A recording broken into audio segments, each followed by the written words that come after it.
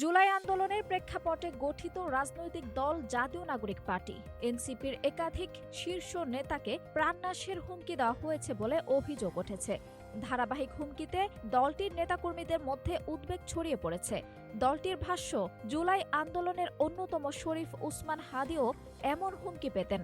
এক পর্যায়ে তাকে গুলি করে হত্যা করা হয়।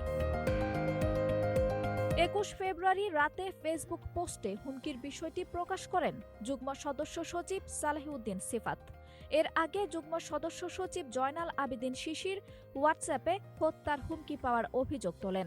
দলটির দাবি, সদস্য সচিব ও নবনির্বাচিত সংসদ সদস্য আখতার হোসেন, সমন্বয়ক সাজিদ আলম এবং সংসদ সদস্য হাসনাত আবদুল্লাহ হুমকির শিকার হয়েছেন। গত ডিসেম্বর নোয়াখালী ৬ আসনের প্রার্থী আব্দুল হান্নান মাসুদকে নিয়েও একই অভিযোগ ওঠে। সিফাত রমনা মডেল থানায় জিডি করে প্রশাসনের আন্তরিক তদন্ত প্রত্যাশা করেছেন। অন্যদিকে শিশির জানান, ২ ফেব্রুয়ারি হাতিরঝিল থানায় জিডি করলেও এখনও কোনো আপডেট পাননি তিনি।